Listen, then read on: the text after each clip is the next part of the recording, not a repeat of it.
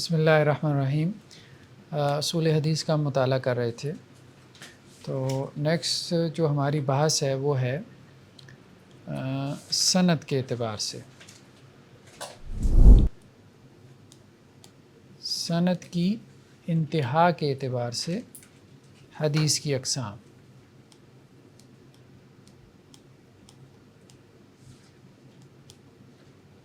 ٹھیک ہے، پہلے ہم نے پڑھا تھا ایک قبول و رد کے اعتبار سے کہ کون سی حدیث مقبول ہے، ایکسیپٹیڈ ہے، اور کون سی ریجیکٹیڈ ہے۔ ٹھیک ہے، ایک ہم نے پڑھا تھا کہ کتنے نیریٹرز ہیں جو اس حدیث کو بیان کر رہے ہیں، نیریٹرز کے اعتبار سے، رپورٹرز کے اعتبار سے، یعنی ان کی تعداد کے اعتبار سے، تعدد روات۔ آج ایک اور اعتبار سے ہم نے حدیث کی قسمیں ڈسکس کرنی ہے، وہ ہے سند کی انتہا، یعنی اینڈ جہاں پہ سند کا ہو رہا ہے اس کے اعتبار سے۔ اس اعتبار سے حدیث کی 3 قسمیں ہیں۔ ایک جسے ہم مرفوع کہتے ہیں، دوسری وہ جس کو ہم موقوف کہتے ہیں، ٹھیک ہے، اور تیسری وہ جس کو ہم مقطوع کہتے ہیں۔ مرفوع حدیث اس کو کہتے ہیں کہ جس کی سند رسول اللہ صلی اللہ علیہ وسلم تک پہنچے، ٹھیک ہے، جس کی سند کی انتہا نبی کریم صلی اللہ علیہ وسلم تک ہو، اس کو ہم مرفوع حدیث کہتے ہیں۔ اور جس کی سند کی انتہا صحابی پر ہو، یعنی وہ حدیث جس کی سند صحابی پہ جا کے ختم ہو جائے، کمپینین آف دی پروفٹ، ٹھیک ہے، تو اس کو ہم موقوف کہتے ہیں، وقف سے ہے، یعنی وہ صحابی پہ جا کے رک گئی۔ اور وہ روایت جس کی سند جو ہے وہ تابعی پہ جا کے رک جائے، اس کو ہم مقطوع کہتے ہیں، ٹھیک ہے۔ مرفوع کی پھر آگے 2 قسمیں ہیں، ایک وہ جس کو ہم صریح کہتے ہیں، اور ایک وہ جو کہ حکمن ہے، ٹھیک ہے، یا حکمی آپ کہہ لیں اس کو، صریح ہے اور دوسری کیا ہے، مرفوع حکمی ہے یا حکمن ہے، ٹھیک ہے، صریحن ہے، حکمن ہے، اس طرح سے بھی لکھ دیتے ہیں، صریح ہے یا حکمی ہے، اس طرح سے بھی لکھ لیں، دونوں طرح سے ٹھیک ہے۔ 3 چیزیں ہیں نا، قول، فعل اور تقریر۔ قول، فعل اور تقریر، ہاں یہ ہم نے پڑھا تھا سنت کی ڈیفینیشن میں۔ آپ صلی اللہ علیہ وسلم کا قول ہے، آپ کے سٹیٹمنٹس ہیں، آپ کے ایکشنز ہیں، آپ کے سائلنٹ اپروولس ہیں، ٹھیک ہے۔ اب اگر صحابی کا انداز یہ ہے، وہ یہ کہتا ہے کہ میں نے سنا کہ آپ صلی اللہ علیہ وسلم نے یہ کہا، ٹھیک ہے، تو یہ صریح ہے قولاً، یعنی ہر ایک کی آگے 3 قسمیں کر لیں آپ، مثلا اس کی ہم 3 قسمیں اگر بنا لیں، اس طرح سے سمجھ لیں کہ صریح جو ہے وہ کبھی قولاً ہوتی ہے، کبھی فعلاً ہوتی ہے، کبھی تقریراً ہوتی ہے، ٹھیک ہے، یا کبھی قولی ہے، کبھی فعلی ہے، اور کبھی کیا ہے، تقریری ہے، ٹھیک ہے۔ تو قولاً کیا ہے کہ جیسے کوئی صحابی یہ کہتا ہے کہ میں نے سنا کہ آپ صلی اللہ علیہ وسلم نے یہ کہا، جیسے عام طور پہ ہوتا ہے، ٹھیک ہے، صلو کما رأیتمونی اصلی، کہ تم ویسے نماز پڑھو جیسے مجھے نماز پڑھتے دیکھ رہے ہو۔ اسی طرح صحابی یہ کہتا ہے کہ میں نے آپ صلی اللہ علیہ وسلم کو یہ کرتے دیکھا، یا صحابی یہ کہتا ہے کہ آپ صلی اللہ علیہ وسلم کے سامنے یہ ہوا اور میں وہاں پہ آئی وٹنس تھا، میں وہاں پہ موجود تھا، ٹھیک ہے۔ ایک ہے حکمن۔ حکمن میں کیا ہے؟ حکمن مراد جس میں آپ کہتے ہیں نا پوٹینشیل ہے، ٹھیک ہے، اس میں پوٹینشیل ہے، یعنی صراحت نہیں ہے،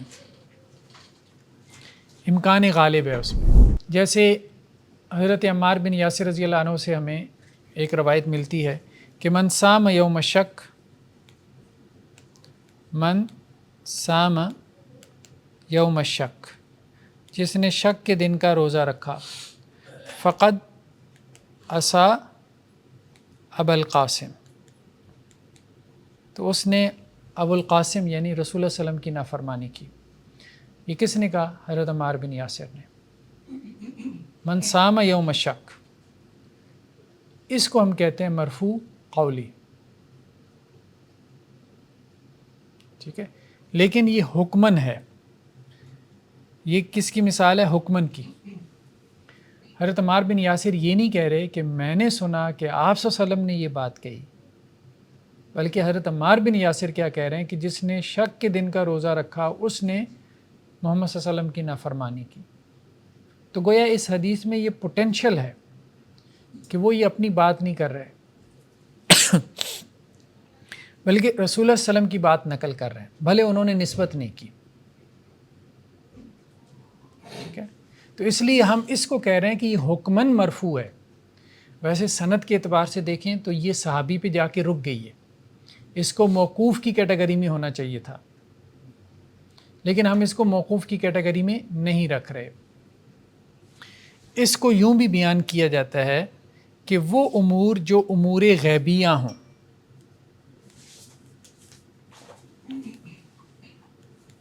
امور غیبیہ جیسے فتن کی حدیثیں ہیں، فیوچر پروڈکشنز ہیں، جنت جہنم کی بات ہے، آخرت کی بات ہے، قبر کی بات ہو رہی ہے، جس میں ہمارے عام طور پہ عقائد، ہمارا بلیف سسٹم آ جاتا ہے، یا وہ امور جو عبادت سے متعلق ہوں۔ ٹھیک ہے، یا بعض اوقات یہ بھی کہہ دیا جاتا ہے کہ غیر اجتہادی امور،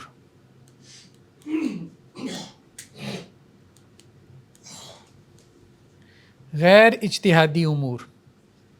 اب یہ جو غیر اجتہادی امور ہیں جن کا تعلق عبادت سے ہے یا ہمارے بلیف سے ہے، اگر صحابی اس میں آپ صلی اللہ علیہ وسلم کی طرف نسبت نہ بھی کرے بات کی، تو اس میں غالب امکان یہی ہوتا ہے کہ وہ آپ صلی اللہ علیہ وسلم کی بات ہے۔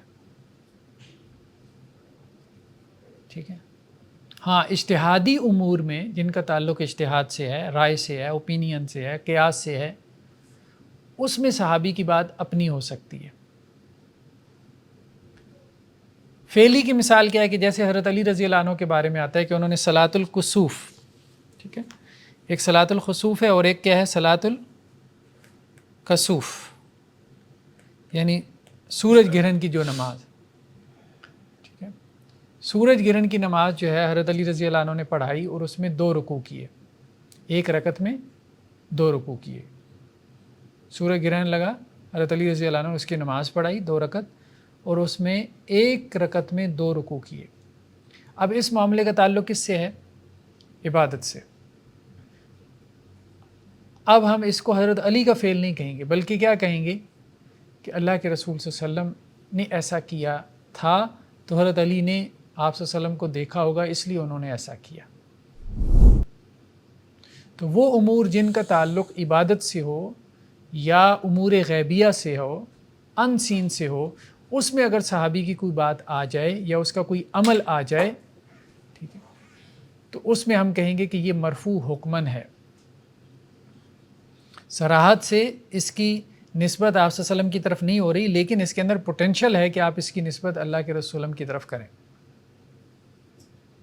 ٹھیک ہے، تقریری کی مثال کیا ہے؟ ایک تو تقریری صراحت کے ساتھ ہے نا، صراحت کے ساتھ تو جیسے ہم نے کہا تھا کہ آپ صلی اللہ علیہ وسلم کے سامنے دب، یہ جو گو ہے یہ پیش کی گئی، اس کا بھنا ہوا گوشت، تو آپ صلی اللہ علیہ وسلم نے اس کو کھانے کے لیے ہاتھ بڑھایا، تو کسی نے کہا کہ آپ کو معلوم ہے کہ آپ کیا کھانے لگے ہیں؟ تو اللہ کے رسول نے ہاتھ روک لیا۔ ٹھیک ہے، تو حضرت خالد بن ولید نے کہا کہ کیا حرام ہے؟ آپ صلی اللہ علیہ وسلم نے فرمایا کہ نہیں۔ جب آپ کو بتایا گیا کہ یہ گو ہے تو آپ نے اس کو نہیں کھایا، کہا کہ مجھے پسند نہیں ہے، لیکن میں اس کو حرام بھی نہیں کہتا۔ تو حضرت خالد بن ولید نے اس کو کھا لیا۔ ٹھیک ہے، تو آپ صلی اللہ علیہ وسلم نے ایک کام خود نہیں کیا لیکن اس سے منع بھی نہیں کیا۔ یہ ہے تقریر، یعنی سائلنٹ اپروول۔ آپ صلی اللہ علیہ وسلم کی سائلنٹ اپروول ہے، اردو والا تقریر نہیں ہے۔ پتہ کہ وہ اس میں کالنگ نہیں آ جائے گی کیا یہ حدیث جو آپ نے یہ حالت گو والی آپ نے بتائی، یہ نبی نے اس طرح سے فیل ہی آ جائے گی۔ آپ صلی اللہ علیہ وسلم نے کھایا نہیں نا، نہ کھانا تو آپ صلی اللہ علیہ وسلم کا فعل ہے۔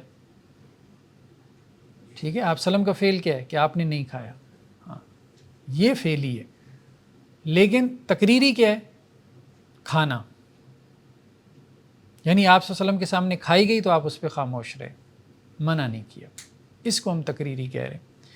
تو حکمی میں تقریری کی مثال کیا ہوتی ہے کہ جیسے صحابہ یہ کہتے ہیں کہ امرنا کذا، ہمیں یہ حکم دیا گیا،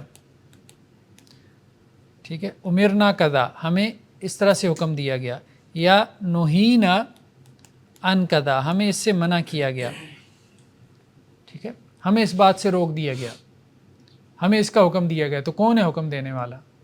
ظاہری بات ہے اللہ کے رسول ہو صلی اللہ علیہ وسلم. ٹھیک ہے، تو اس کو ہم جو ہے وہ تقریری، حکمن تقریری میں لے کے آئیں گے.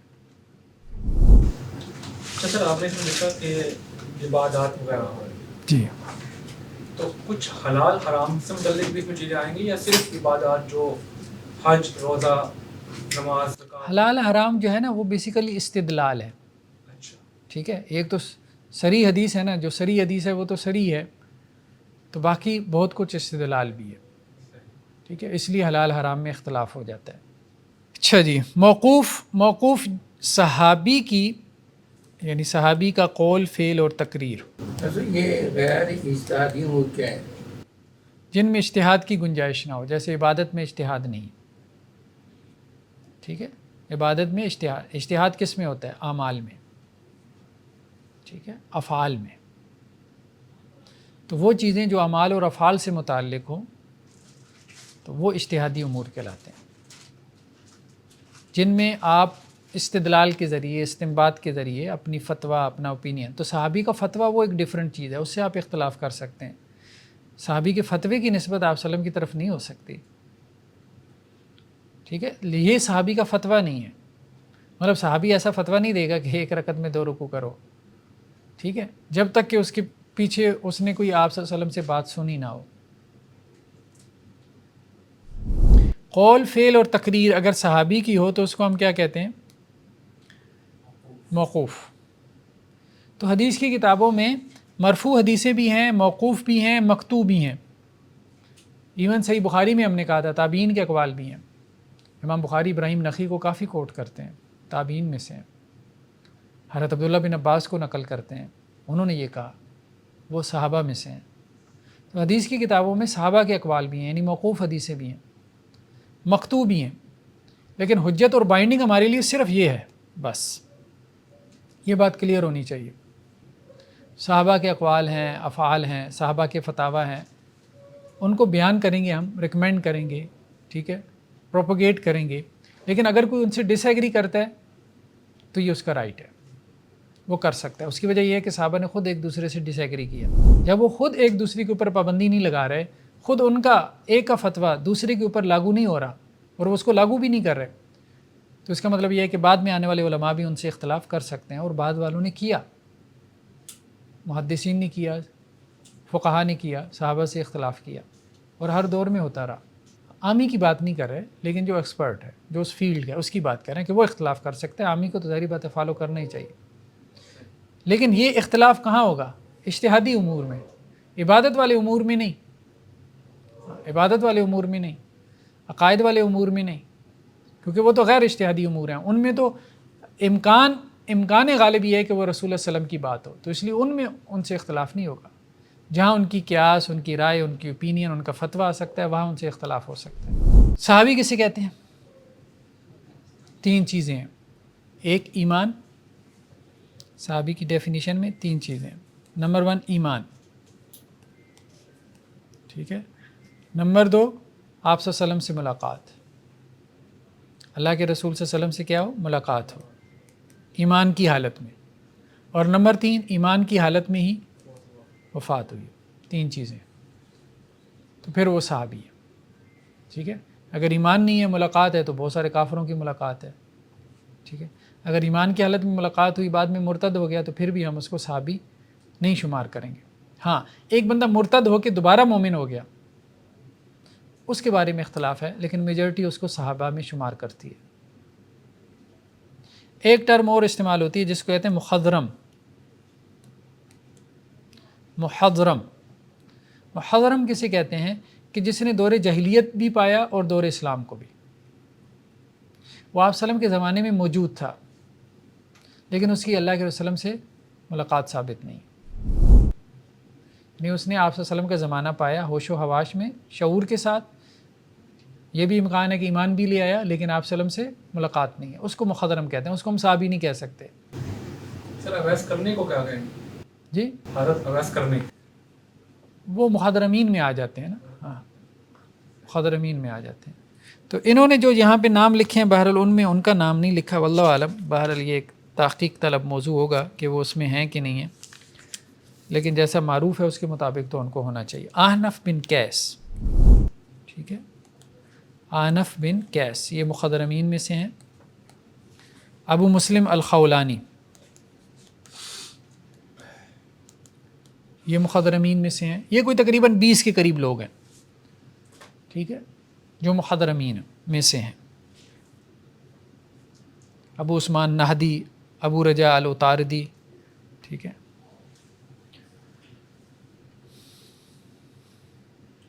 تیسری چیز کیا ہے؟ مقطوع، یعنی تابعی کا قول فعل جو ہے، تابعی کا قول یا فعل، اس کو ہم کہہ رہے ہیں مقطوع حدیث. اس کو بھی حدیث کہہ دیتے ہیں، لیکن پھر وہی بات ہے کہ یہ وہ حدیث نہیں ہے کہ جو ہمارے لیے بائنڈنگ ہے.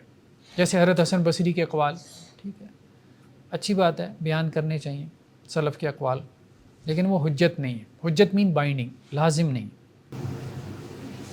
سر موقوف روایت کو آثار بھی کہہ سکتے ہیں، اثر؟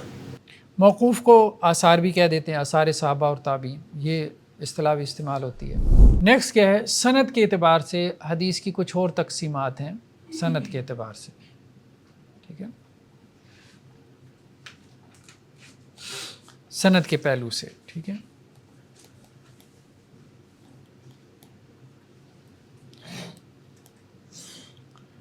عالی اور نازل، ایک سند وہ ہے جس کو ہم عالی کہتے ہیں اور ایک سند وہ ہے جس کو ہم نازل کہتے ہیں. یعنی ایک متن ہے، ایک ٹیکسٹ ہے، اس کو اگر بیان کرنے والے 5 راوی ہیں اور اسی ٹیکسٹ کو بیان کرنے والے 6 راوی ہیں، ٹھیک ہے، تو اس سند کو ہم عالی کہیں گے اور اس کو ہم نازل کہیں گے. مثال کے طور پہ محدث جو کسی کتاب کے آتھر ہیں، ٹھیک ہے، ان سے لے کے رسول اللہ صلی اللہ علیہ وسلم تک، ٹھیک ہے، درمیان میں کتنے ہیں؟ 5 واسطے ہیں. اور یہاں پہ محدث سے لے کے رسول اللہ صلی اللہ علیہ وسلم تک کتنے درمیان میں واسطے ہیں؟ 6. تو اس سند کو ہم عالی کہیں گے، یعنی جس میں واسطے کم ہوں درمیان میں. کتاب کے مصنف اور آپ صلی اللہ علیہ وسلم کے درمیان ایک ہی ٹیکسٹ، لیکن ٹیکسٹ ایک ہی ہے، ایک ہی متن ہے، اس کو ایک مصنف بیان کر رہا ہے 5 واسطوں کے ساتھ اور دوسرا 6 واسطوں کے ساتھ. تو 5 واسطوں والی روایت کو ہم کیا کہیں گے؟ اس کی سند عالی ہے علو سے، یعنی اس کی سند بلند ہے. تو یہ افضلیت ہے نا، مطلب افضلیت کی علامت ہے نا، یہ سند افضل ہے. کیوں افضل ہے؟ کیونکہ راوی کم ہوں گے تو اس میں غلطی کا امکان کیا ہے؟ پروبیبلٹی کم ہو جائے گی نا، غلطی کا امکان کم ہو جائے گا. جتنے بندے بڑھیں گے اتنا غلطی کا امکان بڑھتا چلا جائے گا. ایک اور اصطلاح استعمال ہوتی ہے جس کو کہتے ہیں ثلاثیات. کیا ہے؟ ثلاثیات، یعنی مصنف کے درمیان اور رسول اللہ صلی اللہ علیہ وسلم کے درمیان 3 واسطے ہوتے ہیں صرف، ثلاثیات. یہ بہرحال اس کو بڑا ایک وہ فضیلت کا باعث سمجھا جاتا ہے. وہ 3 واسطے کچھ بھی نہیں ہیں. اسی کہتے ہیں گولڈن چین؟ نہیں، وہ تو امام مالک کی ہے نا، ٹھیک ہے، اس میں تو 2 واسطے ہیں صرف. ہاں، امام مالک جو ہے کس سے نقل کرتے ہیں؟ اپنے استاد نافع سے. اور امام نافع کس سے نقل کرتے ہیں؟ عبداللہ بن عمر سے. اور وہ آگے رسول اللہ صلی اللہ علیہ وسلم سے. صرف 2 واسطے ہیں، ٹھیک ہے. مطلب 2 بھی کیا کہیں، اصل میں تو ایک ہی واسطہ ہے. دوسرے تو صحابی ہیں، ان کے بارے میں آپ نے کیا تحقیق کرنی ہے. اور امام مالک خود امام ہیں، نافع بھی امام ہے، ٹھیک ہے. اس کو گولڈن چینج کہتے ہیں، سلسلۃ الذہب. نہیں، یہ اس سند سے کافی حدیثیں امام مالک نے بیان کی ہیں. اس سند سے کافی حدیثیں. امام مالک خود آتھر ہے نا، ان کی کتاب ہے موطا امام مالک، خود آتھر ہے، ٹھیک ہے. تو خیر بہرحال ہم یہ کہہ رہے تھے کہ ثلاثیات بخاری، امام بخاری اور اللہ کے وسلم کے درمیان 3 واسطے، یہ اصطلاح استعمال ہوتی ہے، ٹھیک ہے. تو سند عالی اور سند نازل. اچھا، اس میں پھر آگے 2 قسمیں ہیں. ایک ہے جس کو مطلق کہتے ہیں، اور ایک ہے جس کو نسبی کہتے ہیں، نسبی۔ مطلق کیا ہے کہ وہی جو ہم نے اوپر کہا ہے، محدث سے لے کے رسول اللہ صلی اللہ علیہ وسلم تک، ٹھیک ہے۔ اور نسبی کیا ہوتی ہے؟ مثال کے طور پہ ہم سے، یعنی قائل سے لے کے، جو بھی ہے قائل سے لے کے محدث تک ایک سند یہ بھی تو چلتی ہے نا۔ آپ مدارس میں جاتے ہیں نا، تو مدارس میں جو آپ کے شیخ الحدیث ہوتے ہیں، جو آپ کو بخاری پڑھا رہے ہیں، تو وہ پہلے اپنی سند بیان کرتے ہیں امام بخاری تک، کہ میں نے فلاں استاد سے بخاری پڑھی اور میرے استاد نے فلاں سے بخاری پڑھی اور انہوں نے فلاں سے بخاری پڑھی اور انہوں نے پھر امام بخاری سے بخاری پڑھی، ٹھیک ہے۔ اسی طرح مشکات کی سند اس کی صاحب کتاب تک پہنچاتے ہیں، ہر کتاب کی سند صاحب کتاب تک پہنچتی ہے۔ صحیح مسلم کی سند امام مسلم تک پہنچتی ہے، پھر امام مسلم سے آگے جو ہے وہ پھر کتاب کے اندر موجود ہے، وہ مطلق ہے نا۔ تو یہاں پہ بھی سند جو ہے وہ عالی ہوتی ہے اور نازل ہوتی ہے۔ مثال کے طور پہ آج ایک محدث ہے، کوئی شیخ الحدیث ہے، وہ یہ دیکھتا ہے کہ جی میرے اور امام بخاری کے درمیان میں جو ہے وہ تقریباً کوئی واسطے آ رہے ہیں 25، ٹھیک ہے۔ تو اب وہ دیکھتا ہے کہ ایک اور شیخ ہیں، بہت بوڑھے ہو چکے ہیں، اگر میں ان سے بخاری پڑھ لوں تو میرے اور امام بخاری کے درمیان یہ واسطے 23 رہ جائیں گے۔ تو وہ پھر شد رحال کرتے ہیں، یعنی سفر کرتے ہیں اہتمام کے ساتھ، اور اس سے جا کے بخاری پڑھتے ہیں، یا پھر اس سے اجازہ لیتے ہیں۔ ایک ٹرم استعمال ہوتی ہے کہ آپ کیا کریں، ہمیں اجازہ دیں کہ ہم آپ سے بخاری روایت کر سکیں۔ تو وہ اپنی سند عالی کرنے کے لیے ایسا کرتے ہیں، یعنی ساری زندگی انہوں نے بخاری پڑھائی ہے، پڑھنے سے تو رہے، تو وہ ان سے اجازہ لے لیتے ہیں، تو اس سے ان کی سند کیا ہو جاتی ہے، عالی ہو جاتی ہے، ٹھیک ہے۔ تو کچھ ہمارے لوگوں کو بہت سندیں جمع کرنے کا شوق ہوتا ہے، عربوں میں بھی یہ کافی ہے، اب خیر اتنا زیادہ نہیں رہ گیا، لیکن پہلے کافی زیادہ ہوتا تھا، ٹھیک ہے۔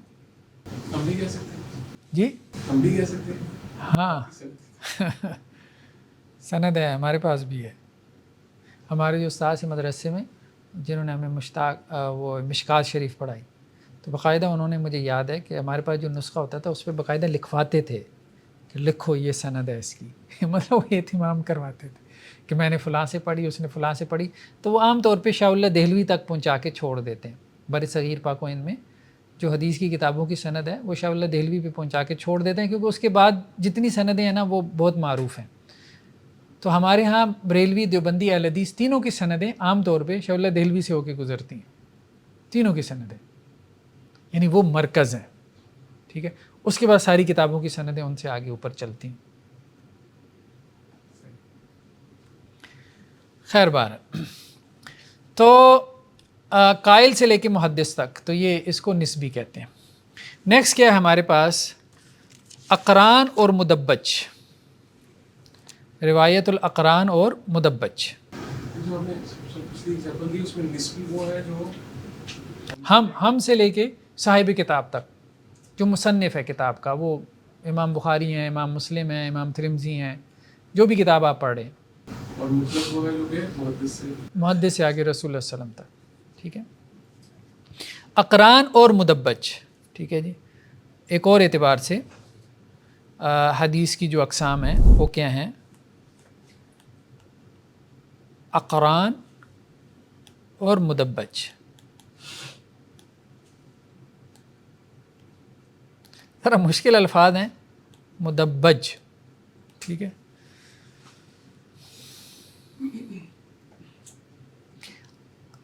اقران قرین سے ہے، قرین کہتے ہیں کلاس فیلو کو، ٹھیک ہے، یعنی کلاس فیلو ایک دوسرے سے روایت کریں۔ دیکھیں عام طریقہ کار کیا ہے، شاگرد استاد سے روایت کرتا ہے، عام طریقہ کار یہی ہے، ٹھیک ہے۔ شاگرد کیا کرتا ہے، اپنے استاد سے نقل کرتا ہے، لیکن بعض اوقات ایسا ہوتا ہے کہ کلاس فیلو سے روایت نقل کرتا ہے، یعنی ایک ہی استاد کے دو شاگرد ہیں، ہو سکتا ہے ایک نے ایک دن چھٹی کر لی، اب وہ استاد سے تو نہیں نقل کر سکتا، اب وہ کس سے نقل کرے گا، اپنے قرین سے، روایت الاقران، ٹھیک ہے۔ تو روایت الاقران پائی جاتی ہے، روایت الاقران پائی جاتی ہے۔ جیسے انہوں نے اس کی مثال کیا دی ہے، آمش کی روایت سلیمان التیمی سے، یہ دونوں کلاس فیلو ہیں۔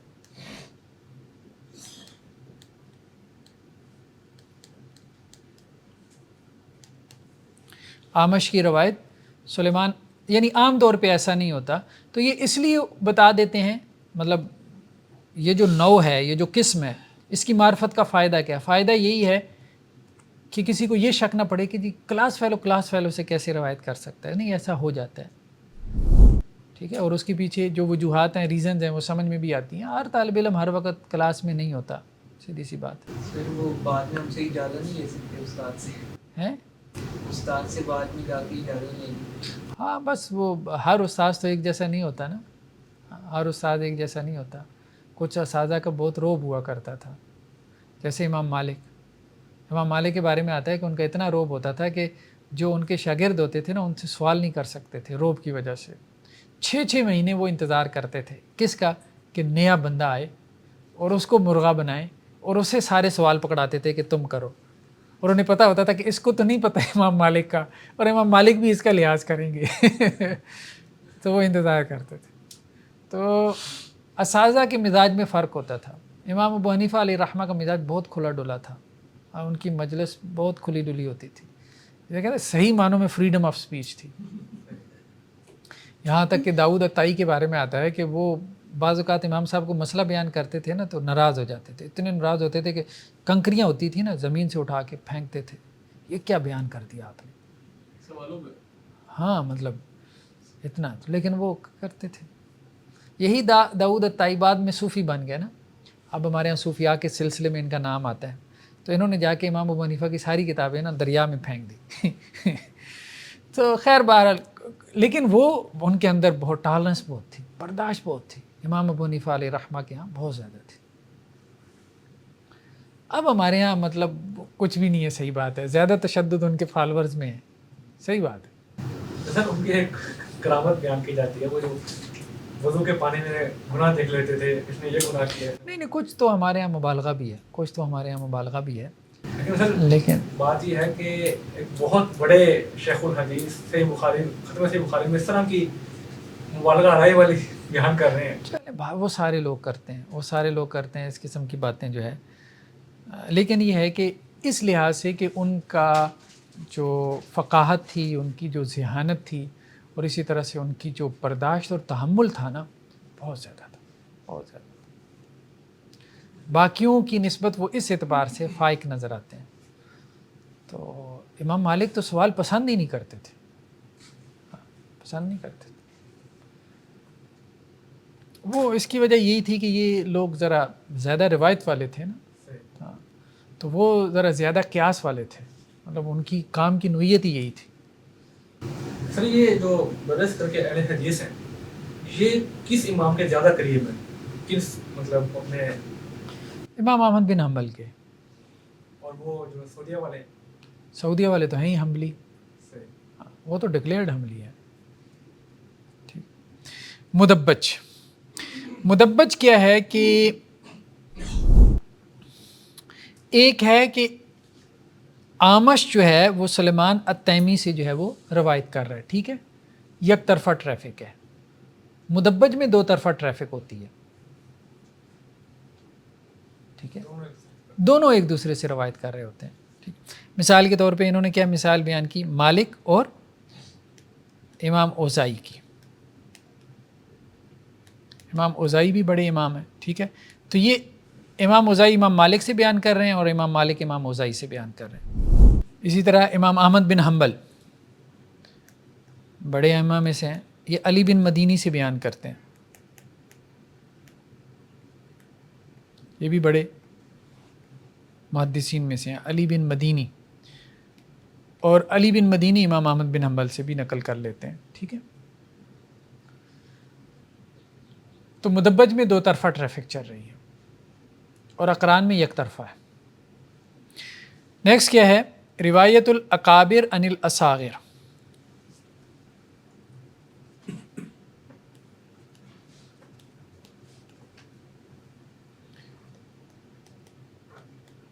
रिवायतुल अकाबिर अनिल असागिर क्या माना होगा जी? आप इतनी अरबी तो पढ़ ली है। बड़े का छोटे से रवायत करना, बड़े का छोटे से रवायत करना, अकाबिर का असागिर से रवायत करना, ठीक है। आम तौर पे छोटा बड़े से रवायत करता है ना, یعنی شاگرد استاد سے کرتا ہے. بعض اوقات یہ ہوتا ہے کہ استاد اپنے شاگرد سے روایت کرتا ہے, یعنی شاگرد کا رتبہ اتنا بڑھ جاتا ہے کہ استاد اپنے, ویسے تو ظاہری بات ہے کہ رتبہ اس کا بڑھے گا تبھی تو وہ نقل کرے گا, ٹھیک ہے, ورنہ تو خود استاد کا رتبہ کم ہوتا ہے شاگرد سے نقل کر, شاگرد سے علمی استفادہ کر رہے ہیں.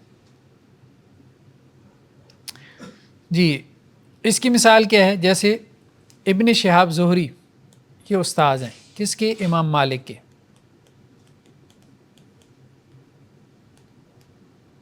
ٹھیک ہے, تو ابن شہاب زہری جو ہے وہ امام مالک سے نقل کرتے ہیں, حالانکہ امام مالک کی یہ استاذ ہیں.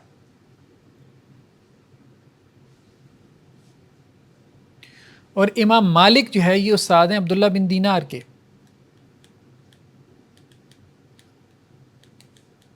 اور امام مالک عبداللہ بن دینار سے نقل کر لیتے ہیں. ٹھیک ہے, عبادلہ اربع, 4 عبداللہ, 4 صحابہ ہیں جن کے ناموں میں عبداللہ آتا ہے, ان کو عبادلہ اربع کہتے ہیں. یہ کعب الاحبار, کعب الاحبار کون ہیں؟ تابعی ہیں, یہودی سے مسلمان ہوئے تھے, یہ ان سے نقل کر لیتے ہیں. ٹھیک ہے, 4 صحابہ جیسے عبداللہ بن مسعود, عبداللہ بن عباس, عبداللہ بن زبیر اور عبداللہ بن عمر. بعض لوگوں نے عبداللہ بن عمر بن العاص کو اس میں ڈالا ہے, بہرحال وہ کچھ لوگوں نے فرق کیا ہے. تو یہ کعب الاحبار سے نقل کر لیتے ہیں. ٹھیک ہے, اور وہ تابعی ہیں, یعنی صحابی کا تابعی سے نقل کرنا. تو روایت الاکابر عن الاصاغر. یہ بات تھوڑی سی عجیب ہے کہ صحابی تابعی سے نقل کرتے ہیں. اسرائیلیات, چونکہ وہ یہودی سے آئے تھے نا. ہاں, اسرائیلیات یعنی اس یہودی لٹریچر سے. تفسیر میں زیادہ تر دیکھیں نا اسرائیلیات کافی چلتی ہیں. تفسیر میں زیادہ تر چونکہ پچھلی قوموں کے احوال اور واقعات ہیں نا یہود و نصارہ کے, تو ان کے لٹریچر میں بھی تفصیل ہے. تو یہ یہودی سے مسلمان ہوئے تھے کعب الاحبار. تو جب یہودی سے مسلمان ہوئے تو اب ان کو اپنے لٹریچر کا تو پتہ تھا, تو صحابہ ان سے پھر وہ پچھلی قوموں کی تاریخ کے حوالے سے نقل کر لیتے تھے, کوئی شریعت وغیرہ نہیں. دوسرا کیا ہے؟ روایت الاصاغر عن الاکابر. یہ تو عام طریقہ ہے مروجہ, روایت الاصاغر عن الاکابر.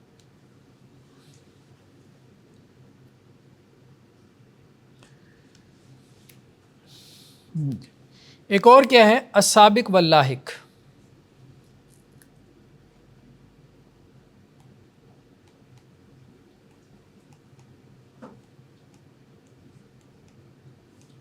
سابق سبقت لے جانے والا, واللاحق بعد میں آنے والا. ٹھیک ہے, سابقہ لاحقہ اسی سے بنا ہے نا.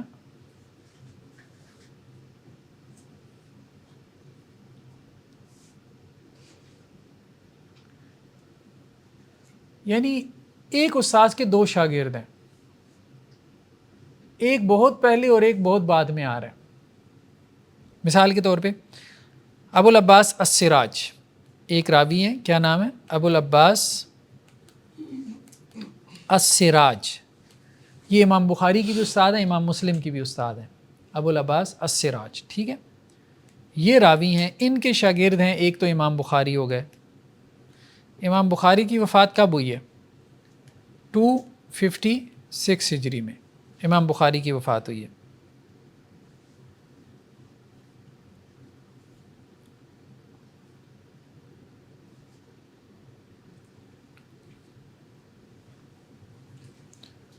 ہجری میں. ایک اور ان کے شاگرد ہیں ابو العباس السراج کے, ان کا نام کیا ہے؟ ابو الحسین الخفاف. الخفاف ابو الحسین الخفاف کی جو وفات ہے وہ 395 میں ہے. دونوں ایک ہی استاد کے شاگرد ہیں. ٹھیک ہے, کتنا ڈفرنس ہے دونوں میں؟ 140. ابو العباس السراج ایک استاذ ہیں, ان کے ایک شاگرد 256 میں فوت ہو رہے ہیں اور دوسرے 395 میں. السابق واللاحق، ایک پہلے گزر گیا اور ایک کو بہت لمبی عمر ملی، ایک شاگرد کو، ٹھیک ہے. ان کی عمر 200 سال کے قریب ہوگی. زیادہ ہوگی، ہاں وہی کافی عمر ہوگی. 140 سال کا ٹھیک. ان کا آپس کا ہے. آفس کا ڈفرینس. 200 سال عمر. تو اب آپ دیکھیں درمیان میں کتنے لوگ آئے ہوں گے جنہوں نے امام بخاری سے پڑھا ہوگا. تو ایک بندے نے ان سے پڑھ لیا 395 میں جا کے، تو وہ ڈائریکٹ امام بخاری کا کلاس فیلو بھی بن گیا ایک اعتبار سے کہا جائے تو. ٹھیک.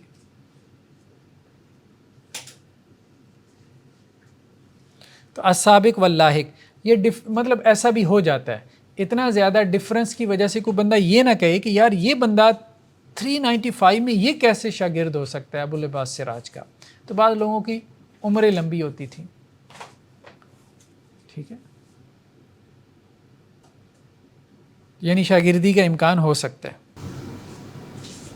یہ بھی ڈاکومنٹڈ ہوگا نا کہ ان کی 3 ہاں ڈاکومنٹ، بالکل بالکل ایسے ہی ہے، ایسے ہی ڈاکومنٹڈ ہے. نیکسٹ کیا ہے؟ محمل. نیکسٹ کیا ہے؟ محمل. اس کی قسمیں ابھی چل رہی ہیں. محمل، ایک ہم نے پڑھا تھا مبہم پیچھے، یہ ہے محمل، یہ ذرا ڈیفرنٹ ہے. محمل امام بخاری کی ایک سند ہے. امام بخاری کیا کہتے ہیں؟ وہ بیان کرتے ہیں احمد ان ابن وہب. امام بخاری اپنی سند سے ایک روایت لے کے آتے ہیں، کہتے ہیں ہمیں احمد نے بیان کیا، اور احمد نے کس سے بیان کیا؟ ابن وہب سے. اور احمد جو ہے یہ 2 ہیں جو امام بخاری کے استاد ہیں. کتنے ہیں؟ 2. احمد بن صالح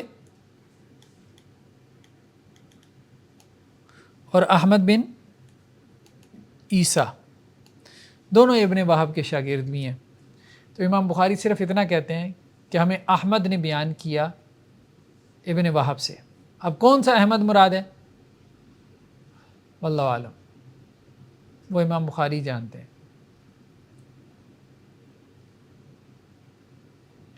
لیکن اس سے کوئی فرق پڑتا ہے؟ کوئی فرق نہیں پڑتا. کیوں فرق نہیں پڑتا؟ جب دونوں راوی ثقہ ہوں.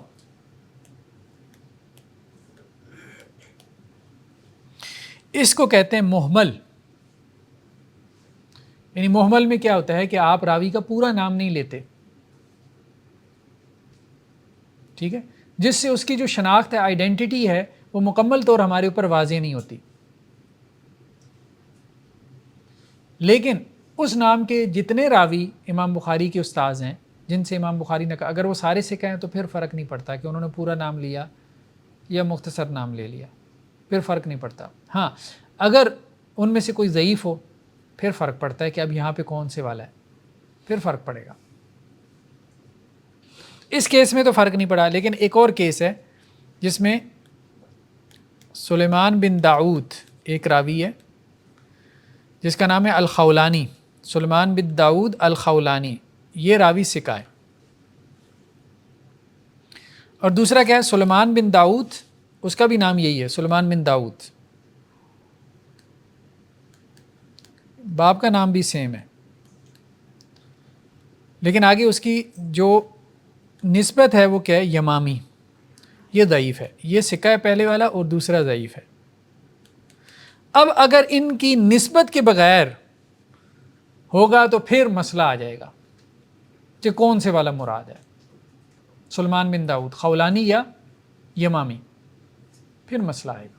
اگر یہ دونوں ثقہ ہوتے تو پھر مسئلہ نہیں تھا. تو اب جو ہے راوی کو کیا کرنا چاہیے؟ محدث کو اس کی نسبت کو بھی ساتھ بیان کرنا چاہیے. اگر محمل چھوڑ دے گا تو پھر آپ روایت نہیں لیں گے. مبہم میں کیا ہوتا تھا؟ مبہم کی مثال ہم نے پڑھی تھی نا، اس میں کیا تھا؟ اس میں وہ نام ہی نہیں بیان کرتا تھا، کہتا تھا اخبرنی ثقۃ، اخبرنی شیخ، مجھے ایک شیخ نے بیان کیا، مجھے ایک ثقہ راوی نے بیان کیا. تو یہاں وہ نام بیان کرتا ہے لیکن پورا نام نہیں لیتا محمل میں، اختصار کے لیے. ٹھیک ہے. سر ایسی روایت میں اگر پتہ نہ چلے کہ یہ جو جس بندے کا نام سلیمان بن داؤد کون سا ہے، ثقہ یہ ضعیف ہے، پتہ ہی نہ چلے، ظاہر بات ہے آپ چھوڑ دیں گے اس کو. اس حدیث کو چھوڑ دیں. ہاں چھوڑ دیں گے، جب تک پتہ نہیں چلے گا آپ توقف کریں گے. من حدث و نسیہ. نیکسٹ قسم کیا ہے؟ من حدث و نسیہ، جس نے حدیث بیان کی اور بھول گیا. یعنی حدیث بیان کرنے کے بعد وہ بھول گیا کہ اس نے وہ حدیث بیان کی تھی. بھول جاتا ہے بندہ بعض اوقات. مطلب ہم کلاس میں اتنی باتیں کرتے ہیں، بعض اوقات کوئی اسٹوڈنٹ کہتا ہے کہ سر آپ نے یہ کہا تھا، تو بندے کو نہیں یاد رہتا. بندہ کہتا ہے یار اچھا مجھے تو نہیں یاد کہ میں نے یہ کہا تھا. ٹھیک ہے، تو ایسا ہو جاتا تھا. من حدث و نسیہ، اس کا کیا حکم ہے؟ اس میں دو صورتیں ہیں. اگر تو وہ قطعیت کے ساتھ انکار کرے، قطعی انکار، یعنی جو استاذ ہے وہ یہ کہہ رہا ہے کہ میں نے یہ حدیث نہیں بیان کی، شاگرد کہہ رہا ہے کہ جی آپ نے بیان کی، اب آپ بھول گئے ہیں. اگر تو وہ قطعیت کے ساتھ انکار کرے استاذ، پھر تو آپ اس روایت کو نہیں لیں گے. وہ کہتا ہے میں نے بیان ہی نہیں کی یار، میرے اوپر ایسے جھوٹ مت باندھو، تو استاد کی بات مانی جائے گی. ٹھیک ہے، مطلب یہاں اس کیس میں دونوں سکہ راوی ہیں، پھر بھی آپ استاد کی بات کو ترجیح دیں گے. اگر وہ سرٹینٹی کے ساتھ کہتا ہے خدا کا خوف ہے نہ بیان کرو، میری طرف نسبت نہ کرو. ٹھیک ہے. ہاں اگر استاذ تردد میں ہے، کیا ہے؟ تردد میں، متردد ہے، وہ کہتا ہے یار مجھے یاد نہیں ہے، مجھے نہیں یاد، تو پھر شاگرد تو یقین کے ساتھ کہہ رہا ہے، تو کس کو ترجیح ہوگی؟ شاگرد کی بات کو. پھر آپ وہ حدیث لے لیں گے. ٹھیک ہے.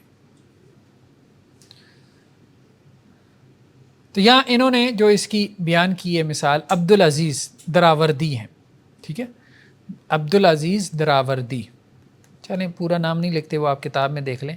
عبدالعزیز راوی ہیں، وہ بیان کرتے ہیں ربیہ سے،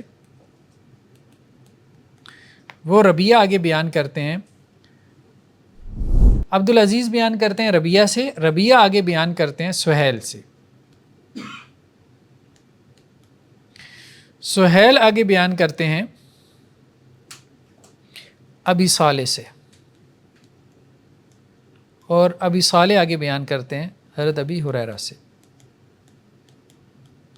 یہ سند ہے جی. یہ کیا ہے؟ یہ ایک سند ہے. ٹھیک ہے.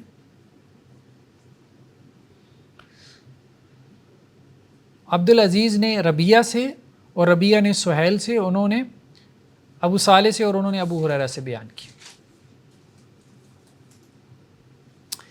اب ہوا یہ کہ عبدالعزیز کی ملاقات ہو گئی سہیل سے. ٹھیک ہے، عبدالعزیز کی ملاقات اپنے دادا استاد سے ہو گئی. حدیث اس نے کس سے سنی تھی؟ ربیہ سے. تو عبدالعزیز نے سہیل سے کہا کہ جی آپ کا شاگرد ربیہ مجھے یہ حدیث بیان کر رہا ہے. سہیل نے کہا یار مجھے یہ تو یاد نہیں، مجھے نہیں یاد میں نے اسے یہ حدیث بیان کی ہو. لیکن قطعیت کے ساتھ انکار نہیں کیا. ٹھیک ہے، کیونکہ ربیہ بھی ثقہ راوی تھا، تو اسے اس کے بارے میں گمان نہیں تھا کہ وہ میرے اوپر جھوٹ بولے گا. لیکن اسے خود بھی یاد نہیں، تو اس نے کہا یار مجھے یاد نہیں کہ میں نے اسے کوئی حدیث بیان کی. ہاں اس کے بعد سہیل نے ایک کام کیا، اس نے سند چینج کر کے یہ حدیث بیان کرنا شروع کر دی. سہیل نے، دادا استاد نے. اب یہ اس طرح سے بیان کرتا تھا کہ مجھے عبدالعزیز نے بیان کیا، اور عبدالعزیز نے کہا کہ مجھے ربیہ نے بیان کیا، اور ربیہ نے کہا ہے کہ اس نے مجھ سے سنا ہے. ربیہ یہ کہتا ہے کہ اس نے مجھ سے سنا ہے. اب بات سمجھ رہے؟ نہیں سمجھ آئی؟ اس لیے کہ اسے یاد ہی نہیں ہے، لیکن اپنے شاگرد کے اوپر اعتماد بھی ہے کہ اس نے میرے اوپر جھوٹ نہیں بولا. اب اسے یاد نہیں ہے تو وہ کیسے اس سند کو آگے چلا سکتا ہے؟ نہیں چلا سکتا نا.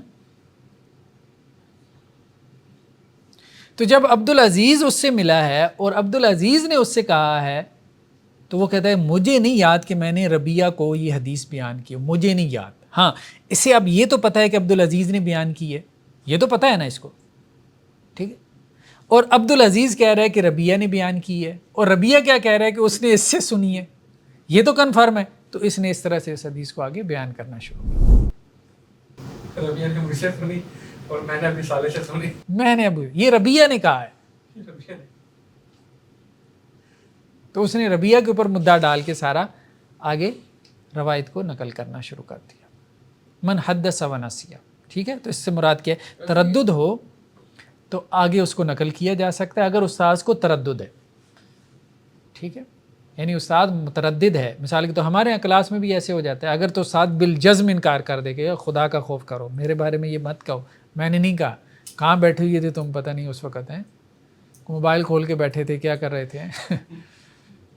ہاں ایک استاد بھی کہ یار نہیں مجھے یاد نہیں ہے، تو پھر آپ آگے نقل کر سکتے ہیں، یعنی آپ کے پاس گنجائش ہے. ٹھیک. دیکھیے عبدالعزیز میاں کے بعد سیل کا واسطہ ختم کر دے گا درمیان؟ نہیں، عبدالعزیز نہیں ختم کر رہا نا. عبدالعزیز تو یہ نقل کر رہا ہے کہ اس نے ربیہ سے سنا اور ربیہ نے سہیل سے اور اس نے ابو صالح، وہ تو نقل کر رہا ہے. ہم کہہ رہے ہیں کہ سہیل جو ہے اس کو بھول گیا ہے، تو اب وہ کیسے نقل کرے گا؟ وہ یہ نہیں کہہ رہا کہ میں نے ابو صالح سے سنا، نہیں، اسے تو وہ بھول ہی گیا. وہ اب سند یہاں سے چلا رہا ہے عبدالعزیز سے، کہ مجھے عبدالعزیز نے بتایا کہ عبدالعزیز نے ربیہ سے سنا اور ربیہ یہ کہتا تھا کہ اس نے مجھ سے سنا ہے اور میں نے ابو صالح سے سنا. ٹھیک. نیکسٹ کیا ہے؟ حدیث مسلسل. حدیث مسلسل، مسلسل یعنی بعض اوقات یہ ہوتا ہے کہ راوی کی کوئی صفت ہوتی ہے اور بعض اوقات روایت کی کوئی صفت ہوتی ہے جو مسلسل نقل ہوتی ہے حدیث میں. اس سے پتہ چلتا ہے کہ راویوں نے حدیث کو یاد رکھنے کا کتنا اہتمام کیا. اب مثال جو انہوں نے یہاں پہ بیان کی ہے، جیسے ابن عساکر کی روایت ہے، علی بن مسلم، ٹھیک ہے، ابن عساکر کی یہ روایت ہے کہ علی بن مسلم جو ہے، ابن عساکر یہ کہتے ہیں کہ ان سے حدیث بیان کی علی بن مسلم نے، اور علی بن مسلم نے جب یہ حدیث بیان کی تو اپنی داڑھی کو پکڑا. ٹھیک ہے، اپنی داڑھی کو پکڑا. کیوں؟ کیونکہ وہ یہ کہتے ہیں کہ ان سے جب حدیث بیان کی تھی عبدالعزیز نے تو انہوں نے اپنی داڑھی کو پکڑا تھا. ٹھیک ہے، اور عبدالعزیز یہ کہتے ہیں کہ ان سے جب یہ حدیث بیان کی تھی عثمان نے تو انہوں نے اپنی داڑھی کو پکڑا تھا. اور وہ یہ کہتے تھے کہ ان سے جب یہ حدیث بیان کی تھی محمد بن اسحاق، انہوں نے اپنی داڑھی کو پکڑا تھا. اور ان سے یہ حدیث بیان کی تھی احمد بن مہران نے، تو انہوں نے اپنی داڑھی کو پکڑا تھا. اور ان سے سلیمان بن شعیب نے، تو انہوں نے اپنی داڑھی کو پکڑا تھا. اور اسی طرح ان سے پھر شہاب بن خراش نے، تو انہوں نے بھی اپنی داڑھی کو پکڑا تھا. اور ان سے یہ حدیث آگے بیان کی تھی یزید الرقاشی نے، تو انہوں نے اپنی داڑھی کو پکڑا تھا. اور ان سے آگے انس رضی اللہ عنہ نے یہ حدیث بیان کی تھی اور انہوں نے اپنی داڑھی کو پکڑا تھا. اور انہوں نے جب اللہ کے رسول صلی اللہ علیہ وسلم سے نقل کی تھی تو وہ یہ کہہ رہے تھے کہ آپ صلی اللہ علیہ وسلم نے جو ہے وہ اپنی داڑھی کو پکڑ کے یہ حدیث بیان کی تھی. یعنی آپ صلی اللہ علیہ وسلم سے ایک خاص کیفیت میں تھے نا اللہ کے رسول، جیسے ہم بعض اوقات یہ ہے کہ داڑھی پکڑ لیتے ہیں ایسے، تو اس کیفیت میں آپ صلی اللہ علیہ وسلم نے وہ حدیث بیان کی. تو اگلے راوی نے جب اس کو سنا تو اس نے وہ کیفیت بھی ساتھ کیا کی؟ نقل کر دی. ٹھیک ہے، حالانکہ کیفیت نقل کرنے کی ضرورت نہیں تھی لیکن اس نے نقل کر دی. اس کو حدیث مسلسل کہتے ہیں، یعنی راوی کی کوئی صفت جو آگے مسلسل نقل ہو جائے یا روایت کی کوئی صفت جو آگے مسلسل نقل ہو جائے. جیسے ایک حدیث میں آتا ہے کہ اللہ کے وسلم نے حضرت معاذ بن جبل سے کہا تھا نا کہ میں تم سے محبت کرتا ہوں، پھر اس کے بعد کہا کہ ہر نماز کے بعد یہ کلمات پڑھنا نہ چھوڑنا. اب حضرت معاذ بن جبل نے آگے جس کو کہا تو اسے یہ کہا کہ میں تم سے محبت کرتا ہوں، اس نے آگے جس کو کہا اس نے کہا میں تم سے محبت کرتا ہوں. تو وہ اسی طرح سے جو ہے وہ آگے نقل ہوتی رہی ان کلمات کے ساتھ. ٹھیک ہے، اس کو کہتے ہیں حدیث مسلسل، یعنی ایک اضافی صفت تھی جو اس حدیث کے ساتھ آپ صلی اللہ علیہ وسلم سے آگے نقل ہوتی رہی. یہ مطلب روایت کی جو ہے ضبط کی طرف اشارہ کرتی ہے. بس ایک لاسٹ قسم رہ گئی ہے، اس کے بعد ہم اس کو وائنڈ اپ کرتے ہیں.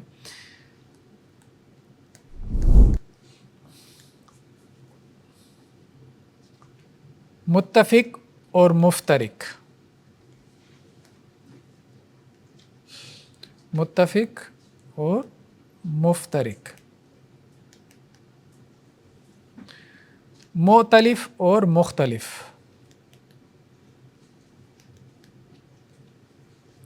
اور متشابہ.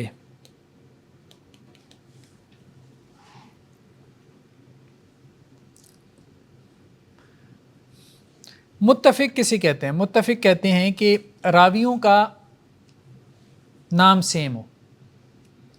ٹھیک ہے، دو راوی ہیں، ان کا نام سیم ہے، یا بعض اوقات ان کے آباء و اجداد کا نام بھی سیم ہو جاتا ہے. ٹھیک ہے، تو ایسے میں ان میں فرق کرنا مشکل ہو جاتا ہے، تو اس پہ باقاعدہ کتابیں لکھی جاتی ہیں. مثال کے طور پہ یہاں انہوں نے مثال دی عبداللہ بن زید اور عبداللہ بن زید. ایک راوی ہے عبداللہ بن زید اور دوسرا بھی راوی کیا ہے؟ عبداللہ بن زید. لیکن یہ عبداللہ بن زید بن عاصم ہے اور یہ عبداللہ بن زید بن عبد ربی ہی ہے. ان کے دادا کے نام سے ان سے فرق پڑا. متفق یعنی باب تک یہ متفق ہیں عبداللہ بن زید.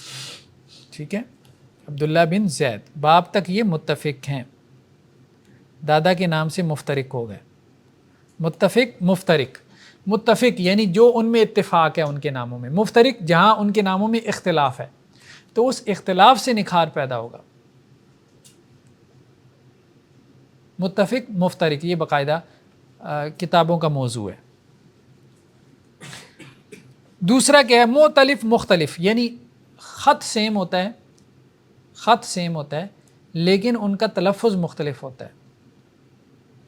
ٹھیک ہے، مثال کے طور پہ ایک راوی ہے، اس کا نام ہے سلام اور دوسرے کا نام کیا ہے؟ سلام. ٹھیک ہے، ایک کا نام ہے مسور، ایک کا نام کیا ہے؟ مسور، اور دوسرے کا نام کیا ہے؟ مصور. ٹھیک ہے، ایک کا نام ہے عقیل اور دوسرے کا نام کیا ہے؟ عقیل.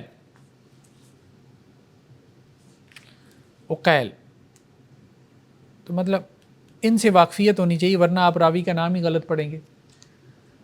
ٹھیک ہے، حدیث میں جو ایکسپرٹ ہوگا نا، ظاہری بات ہے وہ تو اس کا بھی خیال رکھے گا نا کہ نام تو کم از کم صحیح ہو. سلام اور راوی ہے، سلام اور راوی ہے، مسور اور ہے، مصور اور ہے. ہر جگہ اگر خط ایک جیسا لکھا ہوا ہے، چونکہ اعراب نہیں لگے ہوتے تھے تو اس کا مطلب یہ نہیں کہ ہر ایک کا نام عقیل ہی ہو. بعض اوقات حمید ہوتا ہے، بعض اوقات حمید ہوتا ہے. ٹھیک ہے،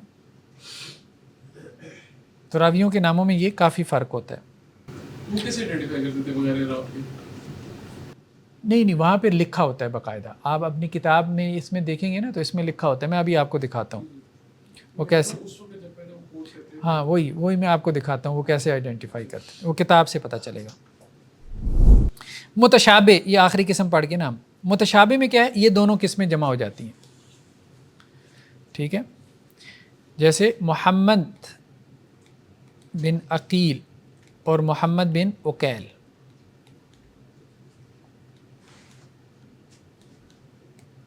ٹھیک ہے، یہ متفق مفترق ہے یعنی دونوں نام سیم ہے، اور یہ مختلف مختلف ہے یعنی عقیل اور عقیل. اچھا، جو آپ کہہ رہے ہیں نا اس کو ذرا ہم کتاب سے دیکھتے ہیں ایک منٹ کہ کیسے واضح ہوتا ہے کہ جب اعراب نہیں لگائے جاتے تھے تو انہیں کیسے پتہ چلتا تھا کہ یہاں کیا مراد ہے. اب جیسے دیکھیں کہ یہی ناموں والا جو مسئلہ ہے. ٹھیک ہے، اب یہاں پہ وہ کیا کہہ رہے ہیں؟ وَمُصَوِّر. ٹھیک ہے، کیا کہہ رہے ہیں؟ مصور بِضَمِّ الْمِیم. یہ لکھا ہوتا تھا، یہ سارا لکھا ہوتا ہے بِضَمِّ الْمِیم وَفَتْحِ السِّین. میم پہ ضمہ، سین پہ فتحہ، وَتَشْدِيدِ الْواء الْمَكْسُورَہ، اور واو پہ شد بھی ہے اور کسرہ بھی ہے، تو کیا بنا؟ مصور. تو اس طرح سے وہ لکھتے تھے. وسلام بالتخفیف، وسلام بالتشدید، سلام بالتخفیف یعنی تخفیف ہے اس میں، تخفیف مین شد نہیں ہے. سلام بالتشدید یعنی اس میں شد ہے. اب اعراب نہیں لگائے نا، لیکن بالتخفیف اور بالتشدید سے ہمیں پتہ چلا کہ یہ سلام ہے یا کیا ہے؟ سلام. تو وہ اس طرح سے لکھتے تھے باقاعدہ، اعراب نہیں لگاتے تھے لیکن ساتھ لکھ کے اس کو واضح کرتے تھے کہ یہ کیا چیز ہے. ٹھیک ہے، اب جیسے یہاں پہ ہے نحو محمد ابن عقیل، ٹھیک ہے، یا عقیل، بفتح العین المہملہ، عین کی فتح کے ساتھ، اور مہملہ کہتے ہیں جس پہ نقطہ نہ ہو، کیونکہ نقطہ بھی نہیں ہوتا تھا، اب یہ عین ہے یا غین ہے، تو مہملہ اہمال کہتے ہیں نا جس کو کھلا چھوڑ دیا گیا ہو، یعنی جس میں نقطہ نہیں، تو بفتح العین المہملہ، یعنی یہ عین ہے، مہملہ سے پتہ چلا غین نہیں ہے، اور اس میں کیا ہے اپنا فتح ہے، ٹھیک ہے، اور محمد بن عقیل بالضم، اور محمد بن عقیل ضمہ کے ساتھ۔ تو اتنا لکھنے کے بجائے اعراب کیوں نہیں ڈال دیتے تھے؟ اتنا لکھنے کے بجائے اعراب کیوں نہیں ڈالتے؟ بس نہیں ڈالتے تھے، ہم کوئی اردو میں اعراب ڈالتے ہیں؟ ہم بھی نہیں ڈالتے، ہم بھی نہیں ڈالتے نا، بس ہم سمجھ لیتے ہیں نا، ہم سمجھ لیتے ہیں، ٹھیک ہے، تو وہ تو ہمارے لیے کرتے ہیں، وہ تو سمجھ لیتے ہیں بات کو۔ ہاں ناموں میں ہو سکتا ہے کہ اس کی ضرورت پڑتی ہو، ناموں کے علاوہ میں تو عبارت کا جو کانٹیکس ہے وہ زیر زبر واضح کر دیتا ہے، ٹھیک ہے۔ وشریح بن نعمان بالشین المعجمہ، معجمہ کہتے ہیں جس کے اوپر نقطہ ہے، ٹھیک ہے، شین یعنی یہ سین نہیں ہے، شین ہے، نقطوں والا ہے، ٹھیک ہے، والحاء المہملہ، اور ہا بغیر نقطوں کے ہے، ٹھیک ہے، آگے کیا ہے، وہ بالسین المہملہ ہے، یہ بغیر نقطوں کے، ٹھیک ہے، تو اس طرح سے پتہ چلتا ہے۔ چلیں جی، سبحانک اللہم و بحمدک، نشہد ان لا الہ الا انت، نستغفرک۔